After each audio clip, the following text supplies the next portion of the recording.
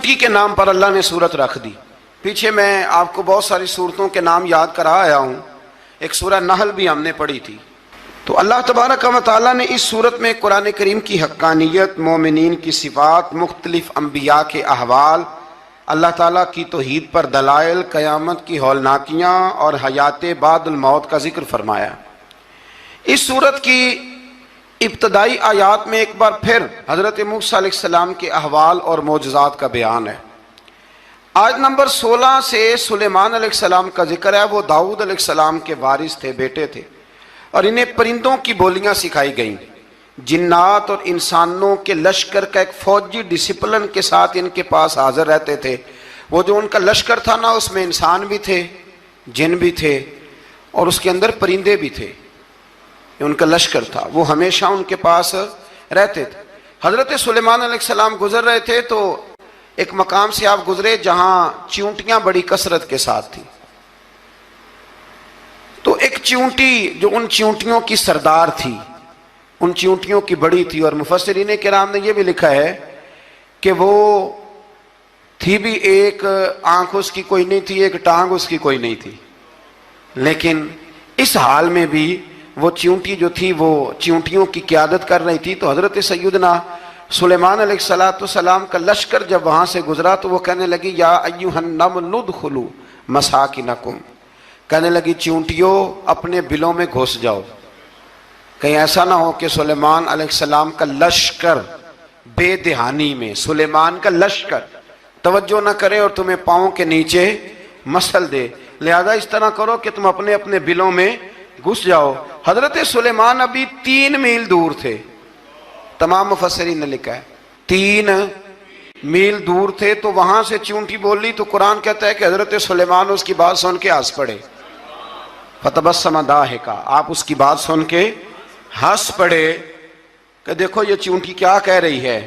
ذرا غور کرنا بات پر کہ حضرت سلیمان 3 میل دور فاصلے پر چیونٹی کی بات بھی سن لیتے. مولوی نے قرآن کی آیت پکی یاد کر لی، انا بشر مثلکم. کہتا ہے حضور نے کہا میں تمہاری طرح کا بشر ہوں. نبی ہماری طرح ہوتے ہیں جی. تو وہ تو 3 میل دور چیونٹی کی آواز سن لیتے تھے. اس کے کان میں چیونٹی رکھو بلا، اسے کہو کہ بتا بلا کیا کہتی ہے. کچھ بتائے گا پھر دوڑ لگا دے گا شاید. کان میں رکھو، اس کو کہو بتا چیونٹی کیا کہتی. اور اگر یہ لفظ نہ ہوتے قرآن کے کہ جب انہوں نے سنا تو ہنس پڑے، یہ جملے نہ ہوتے تو شاید اس کو بھی نہ مانتے. لیکن حضرت سلیمان نے سنی چیونٹی کی بات. اور اب اگلی بات کہنے لگا ہوں. بڑے خوبصورت لفظ لکھے ہیں مفسرین نے. فرماتے ہیں دیکھو ایک چیونٹی نے ایک جملہ بول کے، ایک چیونٹی نے ایک جملہ بول کے اپنے قبیلے کی خیر خواہی کی تو رب نے اس کا جملہ بھی قرآن میں بیان فرما دیا. تو جو ساری زندگی لوگوں کو جملے بول بول کے کہے رب رسول کی طرف آ جاؤ، تو اللہ قیامت میں اس کی بات کو قائم نہیں فرمائے گا. جو بھی کسی کی خیر خواہی کرے وہ ایک جملہ بول کے کرے اور ہو بھی چیونٹی. تو اگر اللہ اس کا ذکر قرآن میں باقی رکھتا ہے تو میں اور آپ اگر کسی کی خیر خواہی کریں گے تو انشاءاللہ ذکر باقی رہے گا. شرط یہ ہے کہ کریں خیر خواہی. خیر خواہی کرو کسی کی، ایک جملہ بول کے بھی کرو، چیونٹی بھی ہو تو اللہ قرآن میں ذکر باقی فرما دیتا ہے. تو اللہ تبارک و تعالیٰ نے اس بات کا ذکر قرآن مجید میں فرمایا. اس پر کئی کچھ لکھا ہے. اسی طرح سے ایک بات اور لکھی ہے ہمارے مفسرین نے کہ حضرت سلیمان ایک دن اسی طرح نکلے، قحط پڑ گیا تھا، بارش نہیں ہوتی تھی. تو حضرت سلیمان باہر میدان میں نکلے دعا کرنے کے لیے، خشک سالی تھی. تو جب آپ گئے تو ایک چیونٹی اپنے پر پھیلا کے دعا مانگ رہی تھی. تو رب کریم نے فرمایا سلیمان آپ واپس چلے جائیں، بارش آ جائے گی پر آئے گی چیونٹی کی دعا پہ. تو حضرت سلیمان نے عرض کی مولا میں بھی تو اتنا لشکر لے کے آیا ہوں نا، تو چلو ہمیں بھی دعا کر لینے دے. تو چیونٹی کی دعا پہ برسا دینا پر دعا کر لینے دے. فرمایا نہیں آپ واپس جائیں، دعا نہ مانگیں. یا اللہ کیوں؟ فرمایا چیونٹی کا دل ٹوٹ جائے گا، وہ تو کہے گی کہ یہ سلیمان کی لشکر دعا پہ پھر بارش آئی ہے. تو آپ نہ کریں تاکہ اس کے دل میں یہ بات رہے کہ نہیں میرے رب نے میری دعا پہ بارش فرمائی ہے. آپ جائیں، آج بارش آئے گی پر آئے گی چیونٹی کی دعا پہ. تو جو چیونٹی بارش کی دعا کرے قوم کے لیے، اللہ اگر اس کا ذکر قائم رکھتا ہے تو جو اپنی قوم کے لیے ہدایت کی دعا کرے اور کبھی کبھی گردن جھکا کے دیکھا کرو کہ دل میں رسول اللہ کی امت کا درد کتنا ہے. اگر کہیں حضور کی امت کا درد ہے تو پھر انشاءاللہ ذکر قیامت تک باقی رہے گا. پھر انشاءاللہ قیامت تک آنے والی نسلیں بھی آپ کا ذکر کریں گی اگر حضور کی امت کا درد سینے میں موجود ہے. اسی طرح سے پھر حضرت سلیمان کے لشکر میں نا ایک ہدہد نامی پرندہ بھی تھا. لشکر کا کارکن تھا پرندہ. ہدہد غائب تھا تو حضرت سلیمان کہنے لگے کدھر گیا وہ ہدہد؟ نظر نہ آج آیا سخت سزا دوں گا. یہاں تو کوئی اچھی خبر لائے گا. چونکہ وہ ہدہد پرندہ جاتا تھا تو خبریں لا کے دیتا تھا ورنہ سزا دوں گا. اتنی دیر میں ہدہد بھی آ گیا. تو یہ پرندے جو کارکن ہوتے ہیں بڑے سیانے ہوتے ہیں. کبھی بندہ ناراض ہو تو صحیح خبریں لے آتے ہیں. تو صحیح خبر لے کے آ گیا. آتے ہی آ کے بیٹھا تو اس نے حضرت سلیمان علیہ السلام نے کہا کہاں تھے؟ عرض کرنے لگا حضور میں ملک سبا گیا تھا. وہاں ایک عورت حکمرانی کرتی ہے, اس کا نام بلقیس ہے. بہت بڑے تخت پہ بیٹھتی ہے. 80 گز اس کا تخت لمبا ہے, 40 گز چوڑا ہے, اور شاید 80 مان کے 80 ٹن اس کا وزن ہے. تو حضور وہ سورج کو پوچھتے ہیں. تو حضرت سلیمان نے فوراً خط لکھا, فرمایا جا کے اسے میرا خط دے دو کہ یہاں تو کلمہ پڑھ کے ہماری فرما بردار بن جائے ورنہ تیار ہو جائے. جو اللہ کے غیر کو پوچھتے ہیں ہم ان کے خلاف جنگ کریں گے. وہ جب لے کے گئے نا خط, یہ حدود گیا تو وہ میٹنگ کر رہی تھی, اس کے وزیر مشیر سارے بیٹھے تھے. اس نے جا کے خط پھینک دیا ملکہ بلقیس کی جھولی میں. اس نے خط پڑھا تو ڈر گئی. وزیروں کو بلایا. حضرت سلیمان, قرآن کہتا ہے حضرت سلیمان نے کہا تھا خط پھینک کے نا تو سائڈ پہ ہو کے سننا وہ کیا کہتا ہے. بندوں کے لیے منع ہے, پرندوں کے لیے جائز ہے. بندوں کے لیے منع ہے سائڈ پہ ہو کے سننا. ہاں جس کی جاسوسی کی ڈیوٹی ہو, کفر کی جاسوسی کی, اس بندے کے لیے بھی جائز ہے. تو یہاں ایک تو وہ پرندے تھے, دوسرا کفر کی جاسوسی کر رہے تھے. سائڈ پہ ہو کے سننے لگے تو ملکہ بلقیس کہنے لگی اب کیا کرنا ہے, یہ خط آیا ہے. تو وہ کہنے لگے ہم تیار ہیں, آپ حکم کریں, ہم لڑنے کو تیار ہیں, لڑیں گے. وہ کہنے لگی نہیں تیزی نہ دکھاؤ. قرآن مجید کہتا ہے کہ وہ کہنے لگی جب لڑائیاں ہوتی ہیں تو شہر تباہ ہوتے ہیں, ملک کھنڈر بن جاتے ہیں. لڑائی مسئلے کا حل نہیں ہے. انہوں نے کہا کہ میں نبی ہوں. تو ایک دفعہ آزما لیتے ہیں کہ نبی ہیں کہ نہیں. معاذ اللہ آزما لیتے ہیں. کہا کیسے؟ کہنے لگی تحفے تحائف بھیجتے ہیں. اگر مال پر دل للچا گیا تو پھر نبی نہیں بادشاہ ہے, اور اگر مال پر دل للچایا نہ تو پھر اللہ کے کامل بندے ہیں. یہ فرق اس نے اس وقت بیان کیا. اس نے 500 کنیزیں, 500 غلام, بڑے شاندار لباس پہنا کے, 500 گھوڑا بڑا تگڑا, اس کے اوپر مال و اسباب رکھ کے تیاری کرا کے حضرت سلیمان کی طرف بھیجا. ہدہد پہلے سے خبر لے کے آ گیا. حضور اس نے یہ پروگرام بنایا ہے. وہ جب آیا سارا کچھ تو حضرت سلیمان دیکھ کے جلال میں آ گئے. فرمانے لگے اسے جا کے کہہ دو تو مجھے کیا تحفے بھیجے گی, میرے رب نے مجھے مالا مال فرمایا ہوا ہے, انہیں مالا مال کیا میرے مالک نے. جا اسے جا کے کہہ تو کیا تحفے دے گی. جب رب دیتا ہے تو پھر کوئی کمی نہ وہ نہیں چھوڑتا. بندے کیا دے سکتے ہیں, بندے تو بیچارے 10 دے کے تو 10 دن ان کی آنکھیں نہیں کھلتی. فرمایا مجھے اللہ نے جو دیا ہے کیا بات ہے اس کے دینے کی. تو فرمایا اسے کہو یا فرما بردار ہو کے آ جائے یا جنگ کے لیے تیار ہو جائے, ہم اسے اس کے شہر سے ذلیل کر کے نکال دیں گے. اس نے جا کے جب پیغام دیا تو اور ان لوگوں نے بھی آ کے بتایا کہ وہاں تو ہم عجیب منظر دیکھ کے آئے ہیں کہ جانور بھی ہاتھ باندھے کھڑے ہیں, وہاں تو جنات, سرکش جنات کھڑے ہیں. وہ بادشاہ نہیں, وہ نبی ہیں. وہ جو 500 غلام اور 500 کنیزیں گئی تھی, حوال سنایا آ کے. تو ملکہ بلقیس نے پھر خط لکھا کہ میں فرما بردار ہو کے آ رہی ہوں. معنی کیا ہے, میں کلمہ پڑھنے کے لیے آ رہی ہوں. تو حضرت سلیمان نے کہا بھئی اب اس طرح کرو, ذرا فرش بچھاؤ. انہوں نے فرش بچھایا اس طرح کا کہ اوپر فرش تھا, نیچے مچھلیاں تیر رہی تھیں, لگ رہا تھا دریا ہے. ڈیوٹی لگا دی, جنات نے بچھا دیا. ادھر حضرت سیدنا سلیمان فرمانے لگے اب چونکہ مان کے آ رہی ہے تو اسے اپنی نبوت کی علامتیں بھی دکھانی ہیں. اس نے تخت بڑا شاندار بنوایا تھا, اور خواتین میں جو عادتیں خواتین والی ہوتی ہیں وہ جاتی نہیں. وہ 7 کمروں میں نا پیچھے اپنا تخت رکھ کے تو 7 دروازے بند کر کے آئی. اس زمانے میں ایک رواج تھا, وہ زلیخا نے بھی 7 دروازے مکفل کے ایک رواج تھا. ایک کمرہ، پھر کمرے کے پیچھے کمرہ، پھر اس کے پیچھے کمرہ، پھر اس کے پیچھے کمرہ، اور اس کو بڑے موٹے تالے لگائے جاتے تھے، اور فلسفہ یہ تھا کہ ایک تالا توڑے گا کوئی تو جب تک سپاہی آ جائیں گے، اور اگر اس کے توڑنے تک نہ آئے تو دوسرے کے توڑنے تک آ جائیں گے، اور اس کے توڑنے تک نہ آئے تو ساتویں تک تو آئے جائیں گے۔ یہ ان لوگوں کا نفسیاتی معاملہ تھا، سوچ تھی۔ 7 کمروں میں مکفل کر کے نہ وہ نکلی تو حضرت سلیمان علیہ السلام کہنے لگے بھئی مجھے اس کا تخت چاہیے اس کے آنے سے پہلے، اس کے آنے سے۔ اس واقعے کی کیا ضرورت تھی قرآن پاک میں؟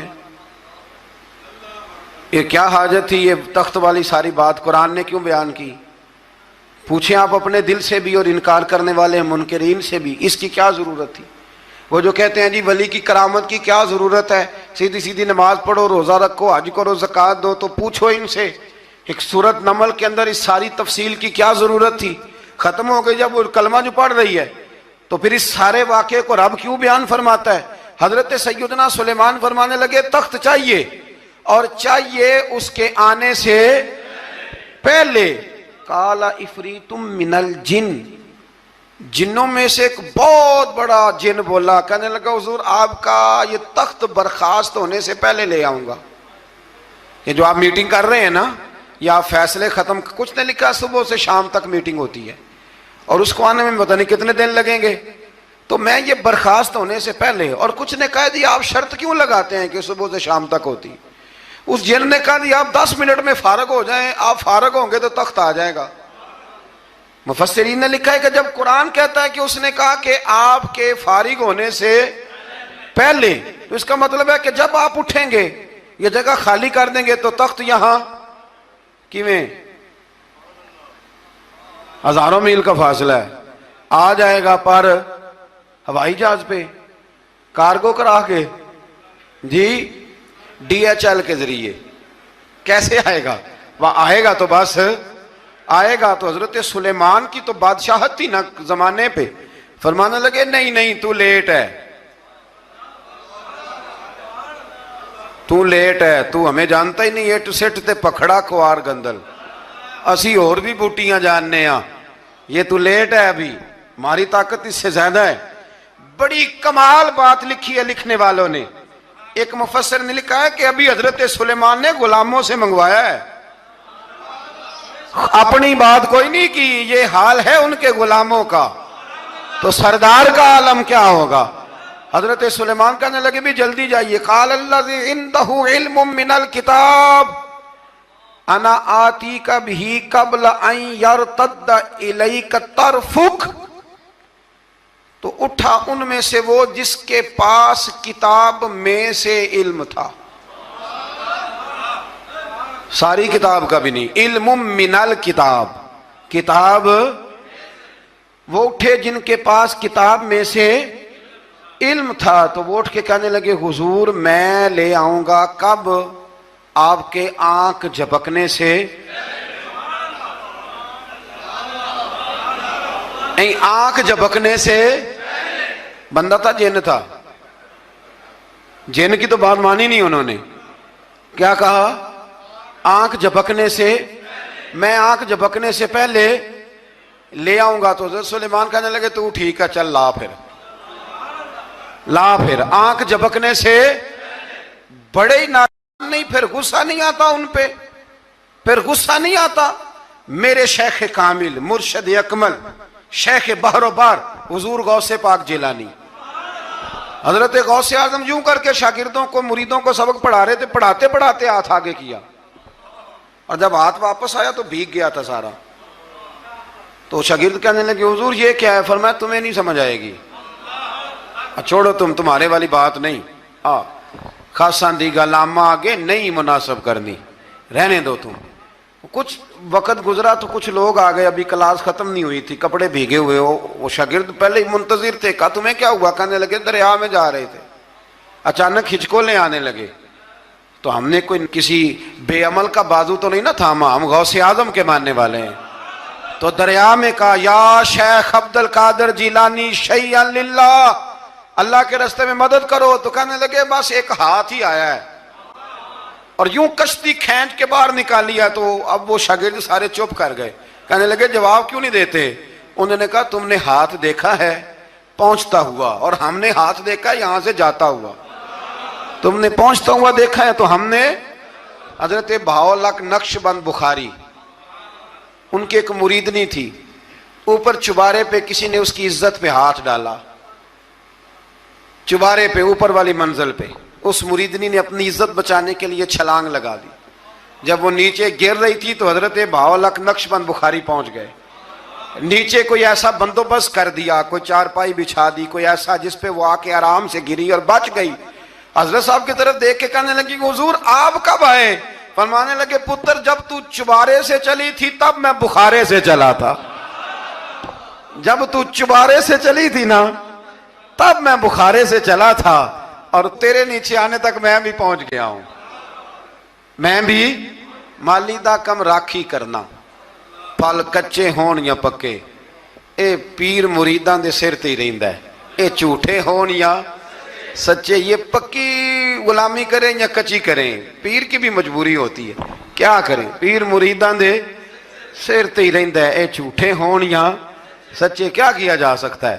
دیکھیں نا، نافرمان بیٹے کا بھی تو جائیداد میں حصہ ہوتا ہے نا، نافرمان بھی ہو تو جائیداد میں حصہ تو، چلو باپ ناراض رہے گا تو اللہ ناراض رہے گا بات الگ ہے، پر جائیداد کا حقدار تو ہے نا، چاہے نافرمان ہی ہے۔ پیر مریداں دے سر تے ہی رہندا ہے، اے جھوٹے ہون یا۔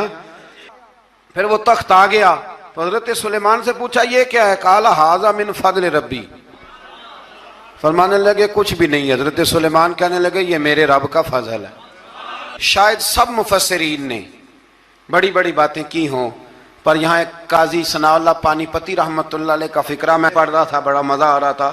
قاضی صاحب فرمانے لگے اس آیت پہ، قاضی صاحب کہتے ہیں جن پر نرا فضل تھا، ھذا من فضل ربی، نرا فضل، فرمایا ان کی تو اتنی طاقت ہے کہ وہ ہزاروں میل دور سے 80 گز لمبا 80 گز چوڑا تخت آنکھ جھپکنے سے پہلے لے آتے ہیں، اور جن کے بارے میں اللہ فرماتے ہیں وَبَشِّرِ الْمُؤْمِنِينَ بِأَنَّ لَهُم مِّنَ اللَّهِ فَضْلًا كَبِيرًا، فرمایا محبوب اپنے غلاموں کو خوشخبری دے دیں، باقیوں پہ نرا فضل تھا، ان پر تو فضل کبیر ہے، ان پر تو بڑا ہی فضل ہے اللہ کا۔ تو فرمایا جن پر فضل کبیر ہو، ایک نہیں، اس پر میں بڑے دلائل دے سکتا ہوں، کرامات اولیاء پر میں بڑے ہی دلائل دے سکتا ہوں، بڑے۔ غوث اعظم رضی اللہ تعالیٰ عنہ کے پاس بادشاہ آیا تو کہنے لگا پیر تب مانوں گا جب سیب کھلائیں گے، سیب کا موسم ہی نہیں تھا۔ تو حضرت صاحب آتے ہی اسے کہنے لگے اب تو میری ولایت کو سیبوں پہ تو نہ تول، اب سیب کھلائے تو ولی یا نہ کھلائے تو ولی کوئی نہیں، یہ تو اب میری ولایت کو سیبوں پہ تو نہ تول۔ تو حضرت صاحب نے یوں ہاتھ اٹھایا تو اللہ نے 2 سیب عطا فرمائے۔ تو وہاں جملہ ہے حضور غوث اعظم کا، فرمانے لگے اگر اللہ حضرت مریم سلام اللہ جو بنی اسرائیل کی ولیہ ہیں، ولی ہے نا، وہ نبی تو نہیں نا، عورت نبی نہیں ہو سکتی، فرمایا اگر اللہ انہیں بغیر موسم کے پھل دے سکتا ہے میں تو محمد عربی کا نوکر ہوں۔ فرمایا اب نہ 2 سیب آئے تھے، تو وہ کہنے لگا میرے تو دل میں 1 سیب تھا نا، تو حضور غوث اعظم نے نا 1 سیب مجھے دیا، 1 میں نے کھایا تو 1 غوث پاک کھانے لگے۔ کہتے ہیں میں نے وہ منہ میں رکھا ذرا ترش تھا، تو میرے چہرے کا وہ رنگ دیکھ کے نا، اثر دیکھ کے کہ تلخی محسوس، تو غوث اعظم کہنے لگے میرے والا کھا۔ تو 1 انہوں نے کاٹ کے ٹکڑا دیا، کہتے کھایا تو بڑا میٹھا تھا، تو میں نے کہا حضور آئے تو دونوں ہی غیب سے ہیں، تو آپ کے والا میٹھا ہے میرے والا کڑوا ہے، تو آپ فرمانے لگے آئے تو دونوں غیب سے تھے، پر ایک کو ذرا ظالم کے ہاتھ لگ گئے ہیں نا، اس کو تنبیہ بھی کر دی کہ ظلم سے باز آ جا، تنبیہ بھی کر دی، فرمایا ہاتھ ظالم کے لگے اس لیے ترش ہو گیا، سیانا بن۔ 1 نہیں 20 درجنوں، لیکن پتہ نہیں کیوں لوگ اڑ گئے، پتہ نہیں کیوں کڑ کے آ گئے کرامت اولیاء کے معاملے میں۔ بالکل، اور پھر کسی حدیث میں یہ نہیں آیا کہ اس زمانے میں ولی ہوں گے تو اس زمانے میں ولی نہیں ہوں گے۔ حضور نے فرمایا میری امت کبھی گمراہی پر جمع نہیں ہوگی۔ اقبال کہتے ہیں اولیاء کیا ہوتے ہیں؟ اولیاء کیا ہیں؟ جواسیس القلوب۔ اقبال کہتا ہے ولی کا بہت بڑا ولی تم نے دیکھنا ہو تو اسے دیکھو جو تیرے دل کا جاسوس ہے۔ چلو یہ مشکل بات ہے، میں نہیں چھیڑتا، لیکن جو تیرے وہ جاسوسی کرتا ہے، پر کرتا ہے تیرے دل کی، وہ تیرے دل کا جاسوس ہوتا ہے۔